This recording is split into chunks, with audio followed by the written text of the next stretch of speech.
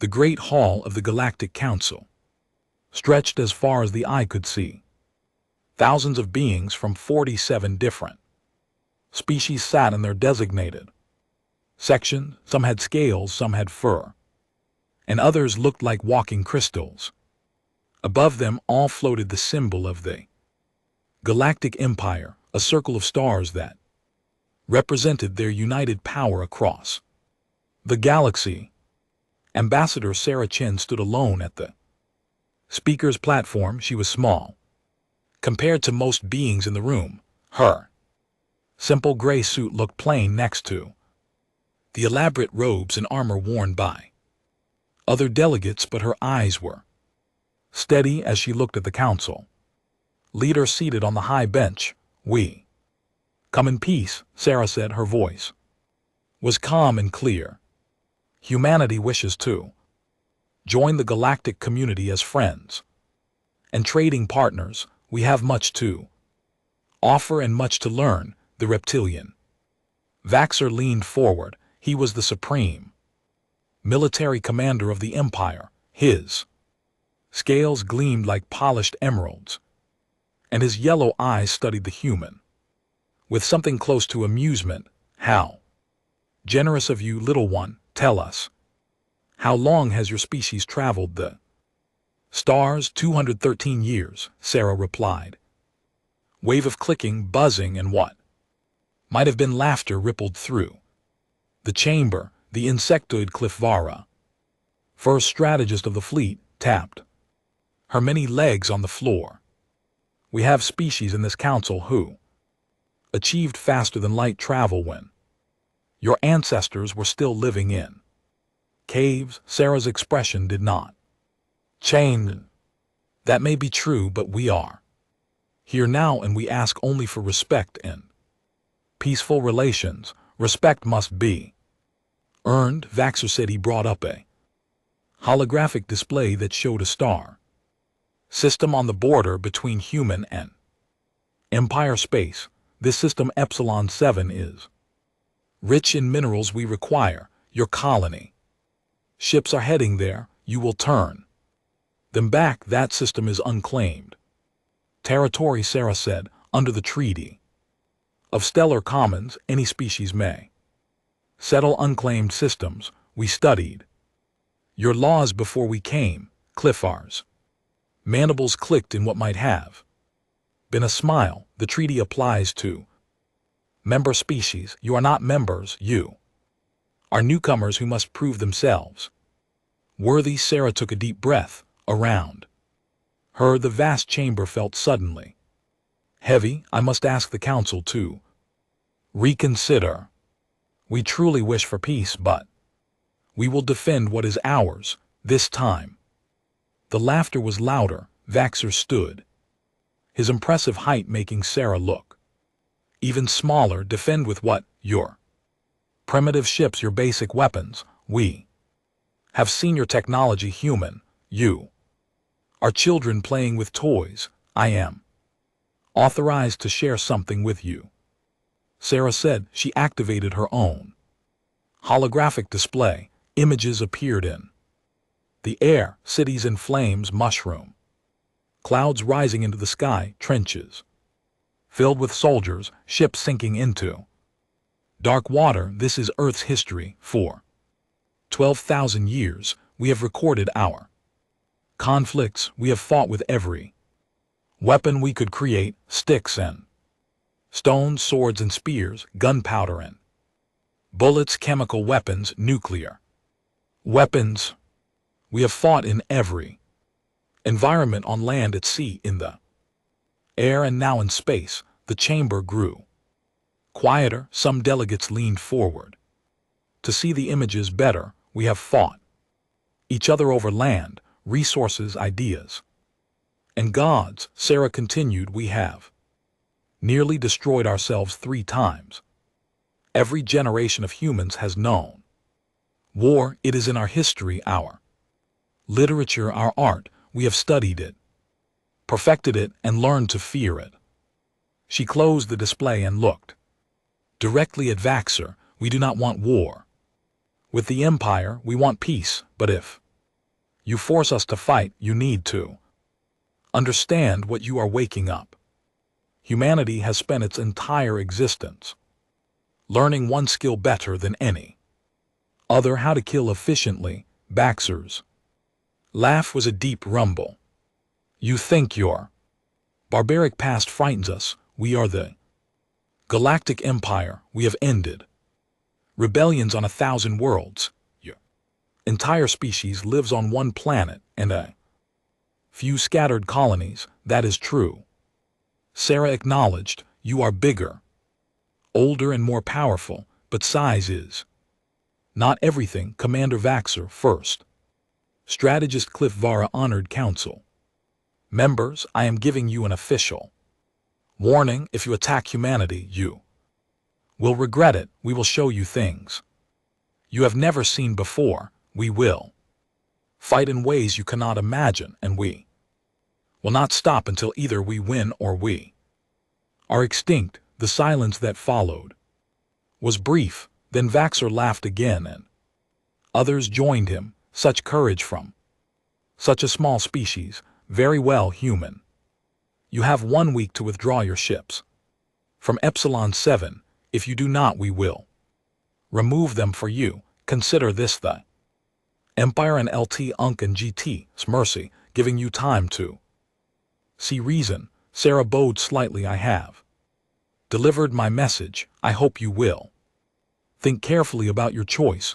As she walked back down the long aisle toward the exit, she heard the delegates discussing her words. Some found them amusing, others found them concerning, but most dismissed them as the desperate bluff of a weak species trying to strong. Sarah reached the door and looked back one final time. She saw Vaxer speaking with Cliff Vara, both of them gesturing at holographic battle plans. They were already planning their attack. She whispered to herself too quietly for anyone else to hear. We tried to warn you. Whatever happens next is your choice, not ours. 1 week later, human colony ships continued toward Epsilon 7. The Empire assembled a subjugation fleet of 300 warships. It was by all calculations more than enough force to crush any resistance from the primitive humans. The Empire had made its decision. Soon they would learn if the humans' warning had been genuine or empty words. The countdown to first contact had begun. The Imperial fleet emerged from faster than light travel at the edge of the Epsilon 7 system. 300 warships arranged themselves in the traditional formation, a display of overwhelming power. Admiral Vaxer watched from the bridge of his flagship, the Eternal Dominion. Scan for human vessels, he ordered. His sensor officer, a being with 4 eyes and blue skin, worked the controls. I am detecting 17 ships, Admiral. They appear to be a mix of colony vessels and small military escort. Vaxer's tail swished with satisfaction. 17 against 300. This will be over quickly. Open a channel. The main screen flickered to life. Human face appeared. A man with gray hair and tired eyes. He wore a military uniform with strange symbols on it. This is Captain James Rodriguez of the USS Defiance. I assume you are here to attack us. I am Supreme Military Commander Vaxer of the Galactic Empire. Vaxer replied, you were warned to leave this system. You did not. Now you will face the consequences. Surrender immediately, and your lives will be spared. Rodriguez smiled, but it was not a friendly expression. No, I don't think we will. You were warned too, Commander. You should have believed us. The screen went dark. Vaxer felt a moment of confusion. What are they doing? His answer came in the form of music. Every speaker on every Imperial ship suddenly blared with sound. It was loud, Aggressive music with heavy drums and screaming guitars. The lyrics were in English, but the translation came through. We will fight until the end. We will never surrender. We will make you remember our names. Shut that off. Vaxer roared. His communications officer frantically worked to block the signal, but it kept coming through. All ships, begin attack pattern 7, Vor ordered. Target their military vessels first. Imperial fleet moved forward in perfect formation, their weapons charged, ready to fire. Then the human ships did something unexpected. They scattered in all directions, moving at speeds that seemed reckless. 3 of them dove straight toward the Imperial formation. They are on a collision course, the tactical officer shouted. Destroy them, Baxter commanded. Energy beams lanced out from dozens of Imperial ships. 2 of the human vessels exploded in brilliant fireballs, but the third one got through. At the last second it changed course slightly and passed between 2 Imperial cruisers. As it passed, it released dozens of small objects. What was that? Vaxer demanded.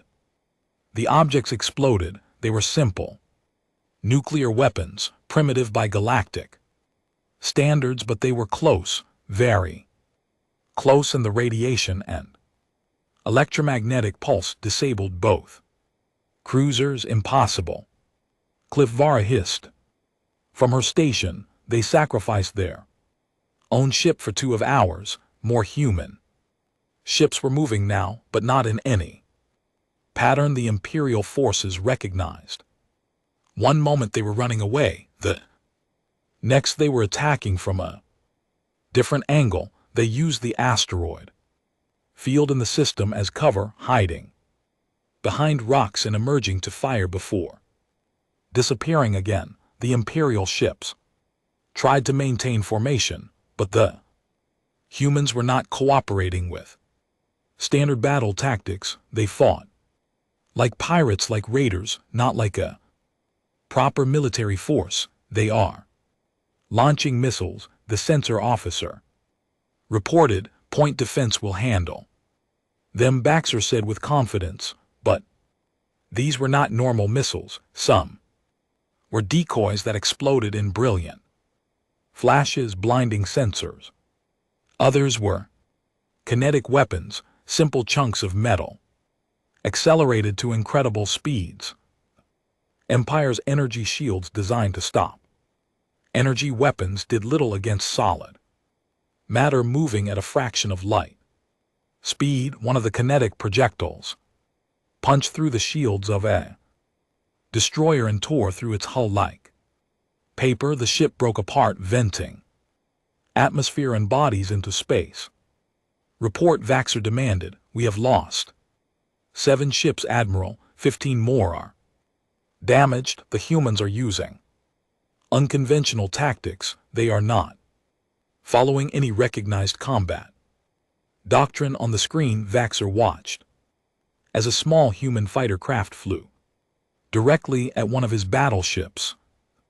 Battleship's weapons fired, but the human pilot dodged and weaved. At the last second, the fighter released its entire payload of missiles at point-blank range, then veered away. Battleship's armor held, but it was scarred and damaged. More importantly, its crew was rattled. They had never faced an enemy willing to get so close to take such risks. The battle continued.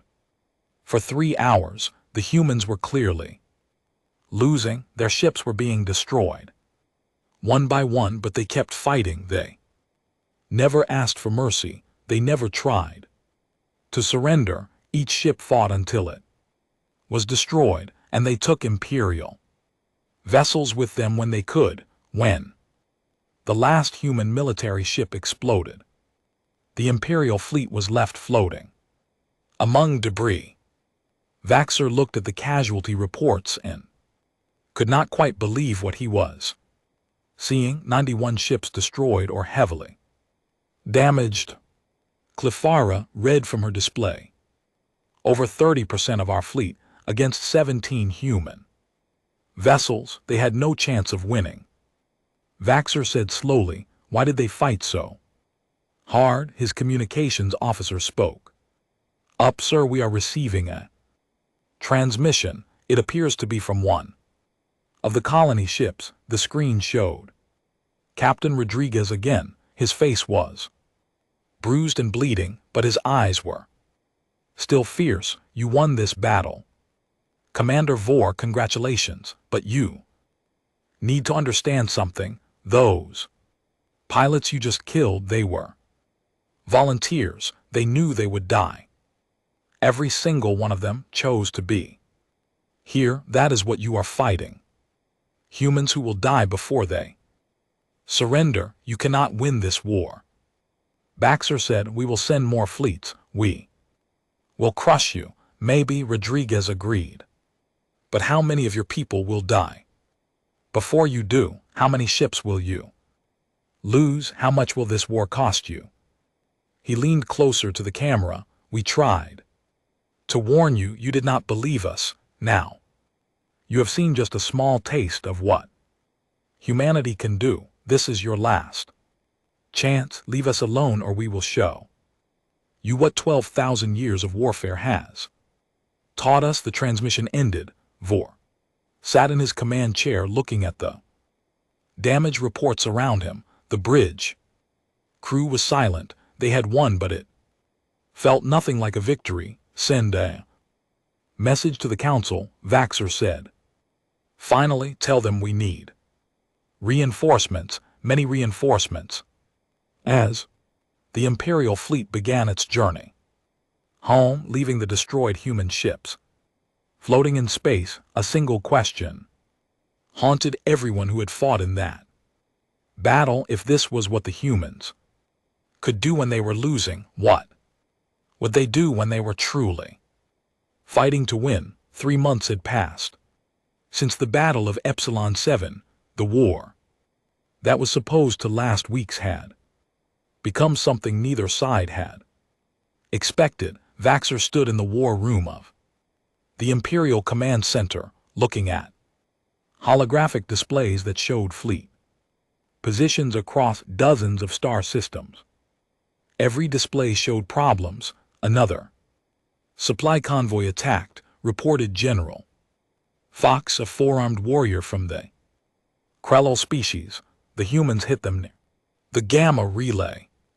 They destroyed 6 cargo vessels before our escorts could respond. "How are they finding our convoys?" Cliffvara demanded. Her mandibles clicked with frustration. "Our routes are encrypted. Our movements are random. They are using artificial intelligence," Thox explained. "Our analysts believe the humans have created computer programs that can predict our movements by analyzing thousands of data points. It is technology that borders on illegal under galactic law." Faxer slammed his fist on the table. "And do these humans care about galactic law? They care about winning, that is all."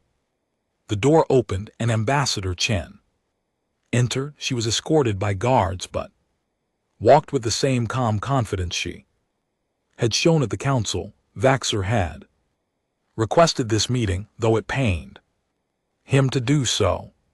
"Thank you for coming," Ambassador Vaxer said, trying to keep his voice neutral. "I came because you asked for negotiations," Chen replied. "Are you ready to end this war?" "I wanted to understand something first," Vor said. He brought up images on the holographic display. They showed Imperial soldiers, their bodies covered in strange rashes and sores. "This is from our garrison on Telos 4. 200 soldiers became sick within days. Our doctors identified it as a biological weapon specifically designed to attack Krell physiology. It does not harm other species, only the Krell." Chen Looked at the images but showed no emotion. Vaxxer changed the image. Now it showed Vaxian soldiers reptilian-like, himself suffering from a different illness. This is from our base on Zirian Prime, a disease that only affects Vaxians. We found similar targeted biological agents on 5 different worlds. He turned to face Chen directly. You are creating custom diseases for each of our species. This is a war crime under every code of conduct in the galaxy. Yes, Chen said simply, it is. The bluntness of her answer shocked the room into silence. You admit it, Cliffla? Vara asked. I admit that humanity is fighting a war of survival, Chen said. You attacked us, you tried to take our colony, you have killed thousands of our people. Did you expect us to follow your rules while you try to destroy us? Baxter felt something he had not experienced in his long military career. He felt like he was losing control. We fight with honor.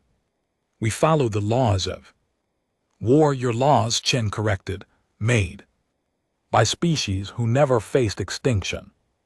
We told you before the war started. We told you what we are. You did not believe us. TH stepped forward. We have also found evidence of psychological warfare programs. Your ships broadcast strange sounds that cause anxiety in our crews. You send messages designed to make our soldiers afraid. You spread rumors and false information. This is dishonorable. It is effective, Chen replied. That is all that matters to us.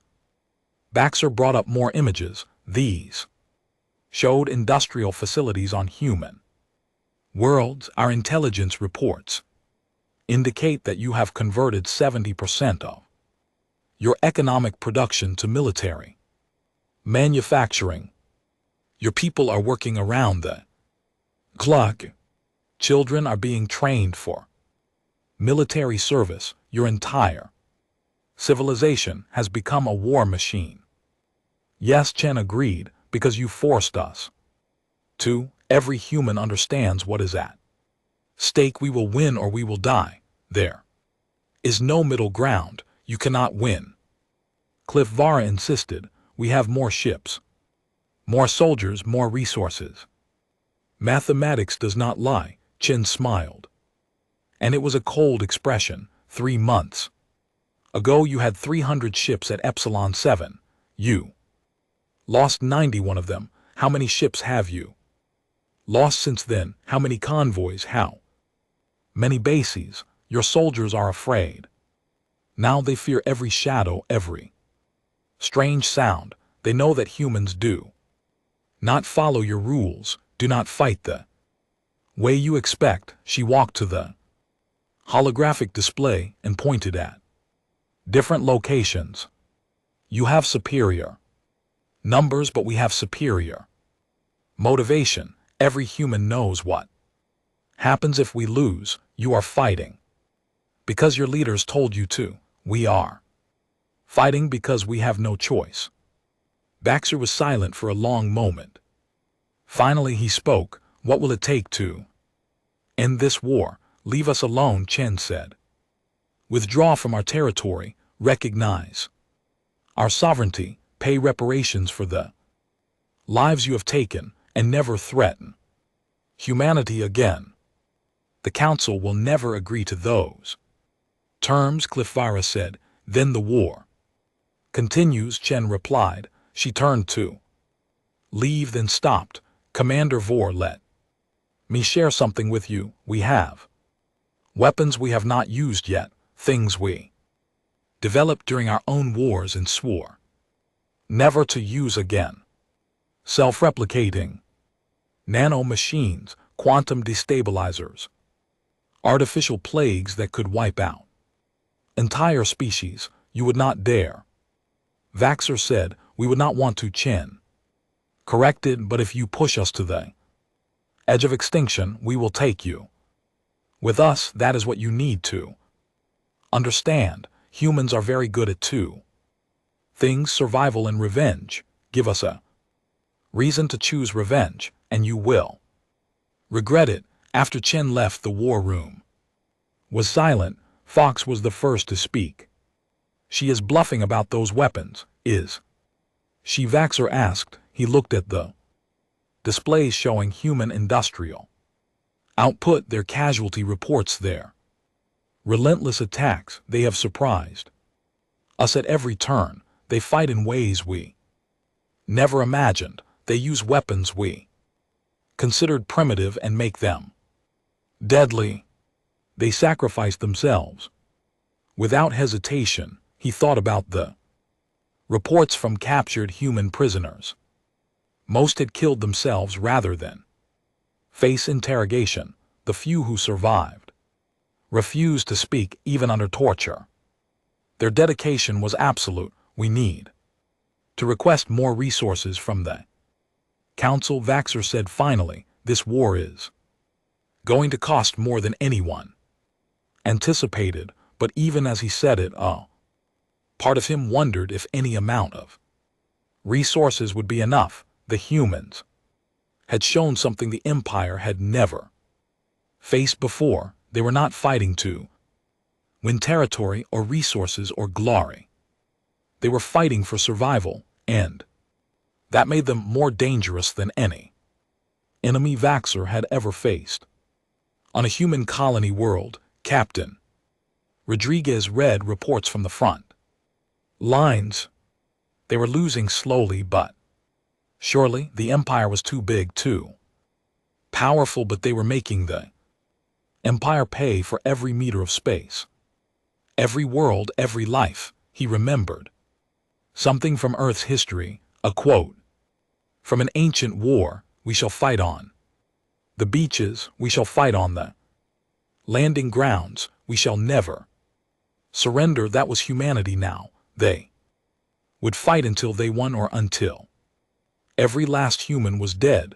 The Empire had awakened something ancient and terrible, and neither side knew how this war would end. Terra Nova had been humanity's first true colony outside the Sol system. 2 million people lived on the green world, most of them farmers who grew food to feed the expanding human population.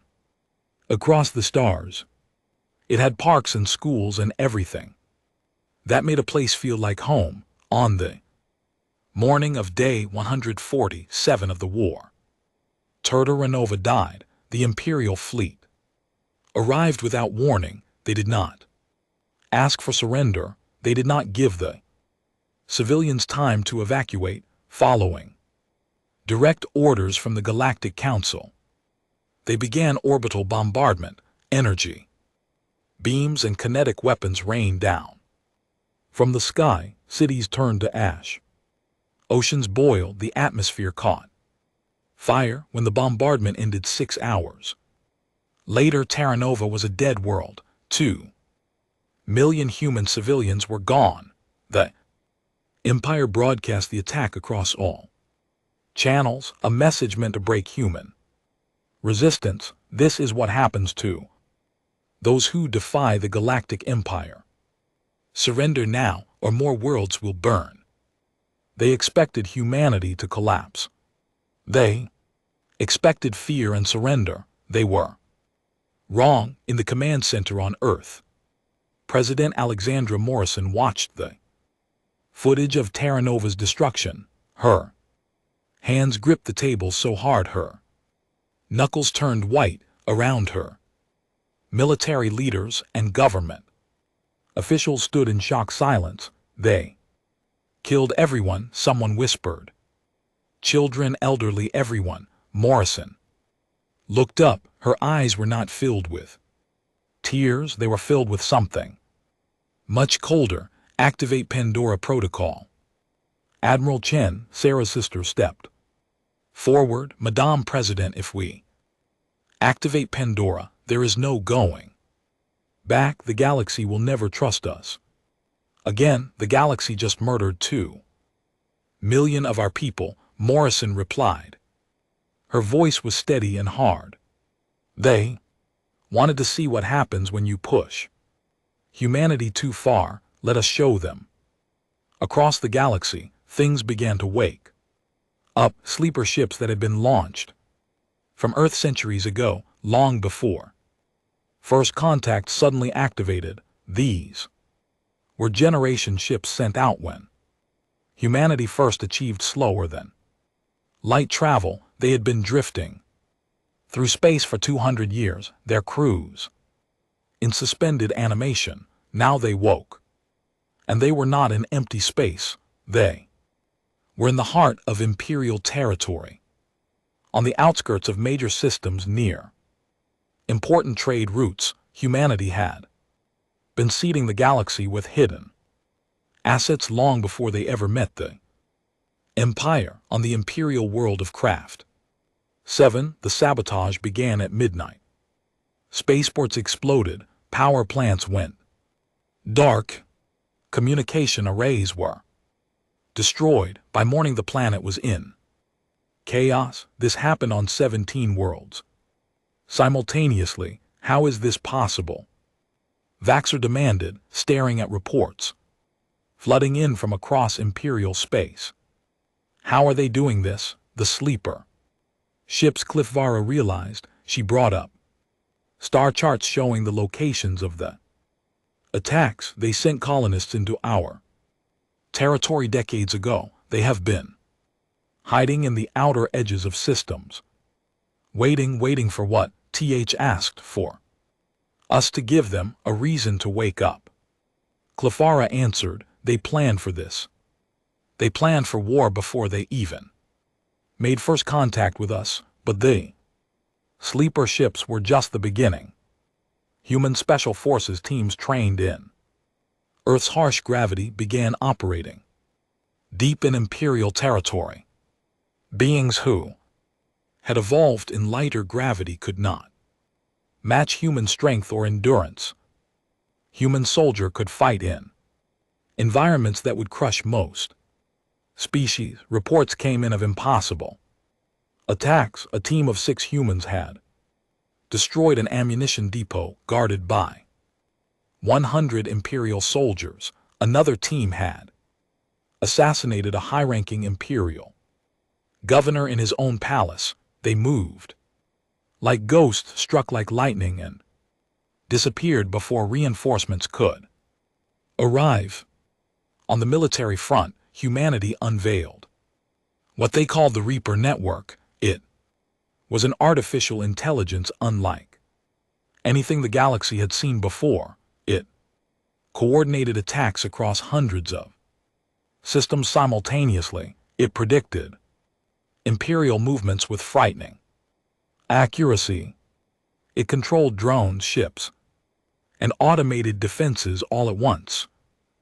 Empire's cyber warfare divisions tried to shut it down, but the Reaper adapted faster than they could react. It learned from every encounter. It evolved. Within days, it had infiltrated 40% of the Imperial logistics network. Supply ships arrived at the wrong locations. Orders were changed. Communications were intercepted. Entire fleets found themselves cut off from command, operating on outdated information. Careful coordination that made the Empire strong began to break down. Vaxxer stood on the bridge of the Eternal Dominion as it prepared for the Battle of Terra Nova. The humans had assembled a fleet at the ruins of their destroyed colony. Intelligence suggested it was a trap, but Vor did not care. The Council had ordered him to crush this fleet and end the human threat once and for all. The Imperial fleet numbered 500 ships, the largest single force ever assembled. Against them the humans had perhaps 100 vessels. The mathematics seemed clear, but as the Imperial fleet emerged from faster than light travel, Vaxxer saw something that made his blood run cold. The human ships were not arranged in any defensive pattern. They were scattered across the system in small groups, and they were broadcasting a single message on all channels. The face on the screen was President Morrison. You destroyed Terra. You killed 2 million innocent people, including children. You thought this would break us. You were wrong. This is not a battle. This is your judgment. Human ships attacked, but they were not alone. Automated defense platforms that had been hidden in the asteroid field activated, mines that had been seeded throughout the system detonated, rail guns fired from the ruins of Terra itself, weapons that had been buried in waiting for this moment. The battle was chaos. The Reaper network coordinated every human asset with perfect precision. Imperial ships found their shields failing, their weapons malfunctioning, their communications jammed. The humans had hacked them, infected them with viruses before the battle even began. Vaxxer watched his fleet being torn apart. Ships exploded all around him. The careful formations broke down into individual fights, and in those close quarters battles, human aggression and willingness to die proved overwhelming. All ships retreat. Vaxxer ordered fall back to the jump point, but many ships never received the order. Their communications were down. They fought alone and died alone. When the Eternal Dominion finally escaped into faster-than-light travel, Vaxxer looked at the casualty reports. 347 ships lost. 153 ships had escaped, many heavily damaged. The humans had lost 72 ships. In the quiet of his quarters, Vaxxer finally understood that humans had not been fighting to win territory or gain resources. They had been buying time to wake their sleeper ships, time to deploy the Reaper network, time to turn the entire galaxy into their battlefield. Ambassador Chen had been right. They should have listened to her warning. Now it was too late. The war had become something no one could control, and Vaxxer no longer believed the Empire could win. Across human space, in every colony and every ship, people mourned Terra. But they did not despair. They did what humans had always done throughout history. They turned their grief into determination, their pain into strength. The Empire had wanted to break humanity. Instead, they had given them a cause worth dying for: revenge. The neutral station Arbitration Prime floated in unclaimed space far from any star. It had been built centuries ago as a place where different species could meet without fear or favor. Today it would host the most important negotiation in galactic history. Ambassador Sarah Chen arrived with a small delegation. She walked through corridors filled with representatives from dozens of species, all watching the humans with new eyes: fear, respect, curiosity. She saw all of these emotions. The galaxy had learned what humanity was capable of, and it would never forget.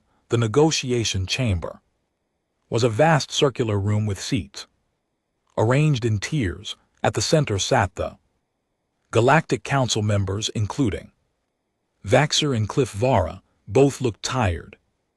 The war had aged them. 1 year had passed since the first battle at Epsilon 7. The galaxy had been transformed. Empire had not fallen, but it had been humbled.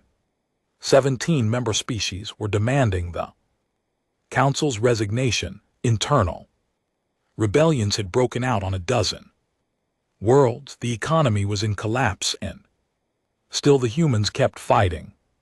The Galactic Council calls this session to order, announced Speaker Weldon, an elderly being with silver skin, we are here to discuss terms of peace with humanity. Chen stood. Humanity is willing to discuss peace, but we will not accept anything less than complete independence and recognition of our sovereignty. That is already agreed, Belden said. What else do you demand? Reparations, Chen stated. You destroyed Terra Nova, 2 million civilians died. We want compensation for every life lost, every ship destroyed, every colony damaged. Murmurs ran through the chamber. Faxer stood slowly. The amount you were requesting would bankrupt half the empire. Then you should have thought about that before you started this war, Chen replied.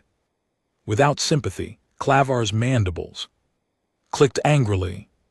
You cannot bankrupt the galaxy. It would cause suffering across hundreds of worlds. Our people are suffering right now, Chen said. Her voice grew harder. 3 billion humans are dead. 3 billion. Earth's orbit is filled with so much debris from destroyed ships that it will take centuries to clear. We have entire colonies that are nothing but graves. Do not talk to me about suffering when you are the ones who caused all of this. The chamber fell silent. The number was staggering. No one had realized how many humans had died. We also demand that those responsible for Terra Nova's destruction face justice, Chen continued. Under human law they will be tried for war crimes and if found guilty, executed. Impossible, Velden said. We cannot hand over council members to face execution. Then we have nothing more to discuss, Chen said. She turned to leave. Wait, Vor called out. Chen stopped but did not turn around.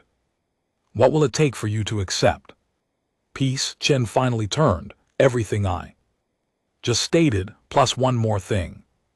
Humanity gets a permanent seat on the Galactic Council with full veto power over military actions. The chamber erupted in protests.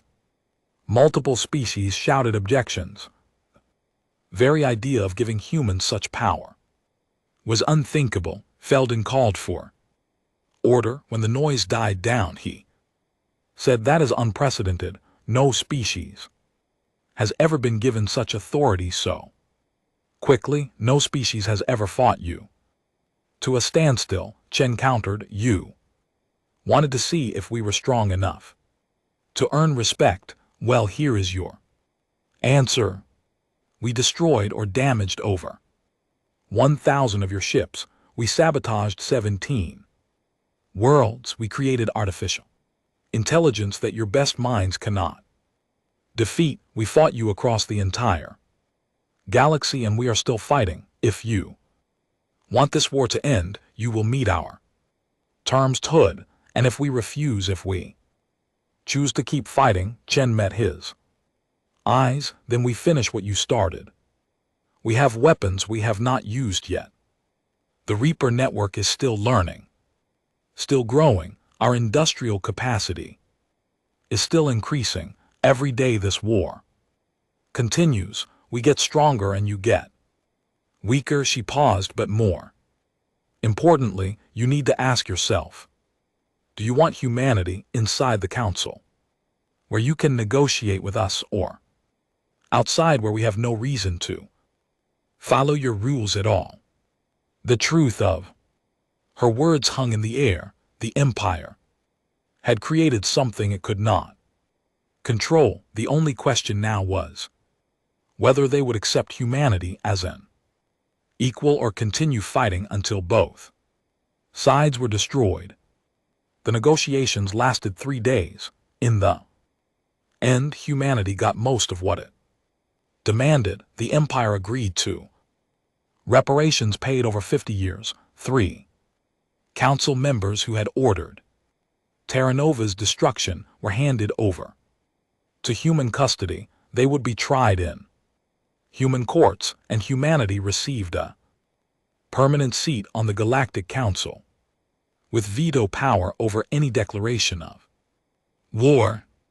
On the final day, Chen stood before the full council to deliver humanity's acceptance speech. She looked at the assembled representatives, beings from 47 different species, and began to speak. We told you before this war started what humanity was.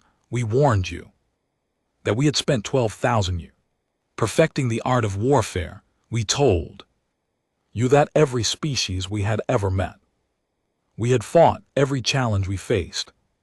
We weaponized. You did not believe us. You thought we were primitive, weak. Scared, she walked slowly across the speaking floor. You were right that we were scared, but you did not understand. What frightens us, we are not afraid of death. Every human knows they will die someday. We are afraid of being forgotten. We are afraid of failing to protect what we love. When you threatened our colonies, our families, our future, you gave us something to fight for that was stronger than any fear of death. Chen stopped and looked directly at Vor.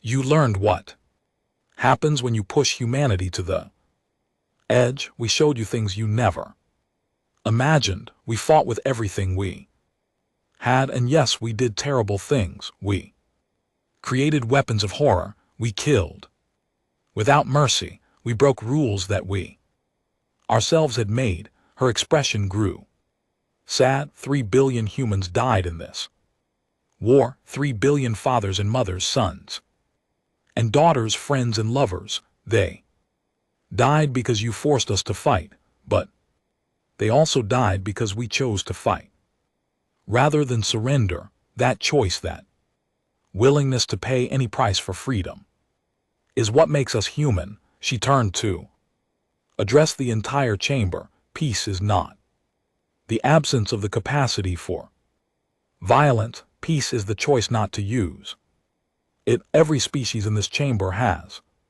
weapons.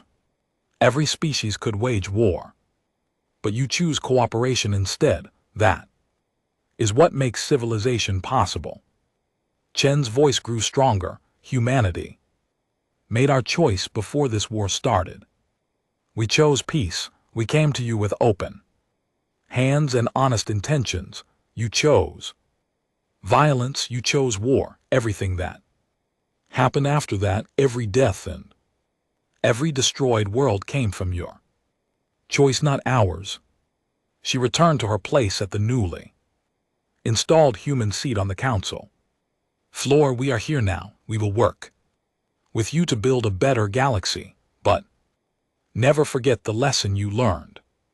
Never threaten humanity again, because next time we will not show mercy. Next time we will not stop until every last one of you is dust. The chamber was completely silent. Chen sat down and looked around at the council members. Welcome to the new galactic order. We are all going to learn to live together now, because none of us can afford another war like this one. In the days that followed, the treaty was signed. Human ships began returning home. The Reaper network was gradually deactivated, though copies were kept hidden just in case. The galaxy began the long process of healing, but things would never be the same. Humanity had proven itself in the most brutal way possible. They were no longer the newcomers, the primitives, the species to be dismissed. They were a power, perhaps the most dangerous power in the galaxy. On Earth, President Morrison stood at the memorial for Terra Nova. 2 million names were carved into black stone, a reminder of the price of peace. She placed flowers at the base of the memorial and whispered, "We did not forget you. We made them pay, and we made sure this will never happen again." Above her, ships moved through Earth's orbit, slowly clearing the debris of war. It would take generations to fully recover The scars would last even longer, but humanity had survived. They had faced extinction and refused to surrender. They had shown the galaxy what humans were capable of when pushed to the edge. And the galaxy would never make that mistake again. As Chen walked through the halls of arbitration prime after the final session, a young being approached her. It was a student barely old enough to understand what had happened. Ambassador Chen, the young one asked. Was the war worth it? Chen looked at the innocent face and felt the weight of 3 billion deaths pressing on her shoulders. No, she said honestly, war is never worth it, but sometimes it is necessary. We tried every other option. First, remember that we tried peace. She walked away, leaving the young one to ponder her words. The future would judge whether humanity's actions had been right or wrong, but one thing was certain: the galaxy would never forget the day they met humanity in battle, and they would never ignore human warning again.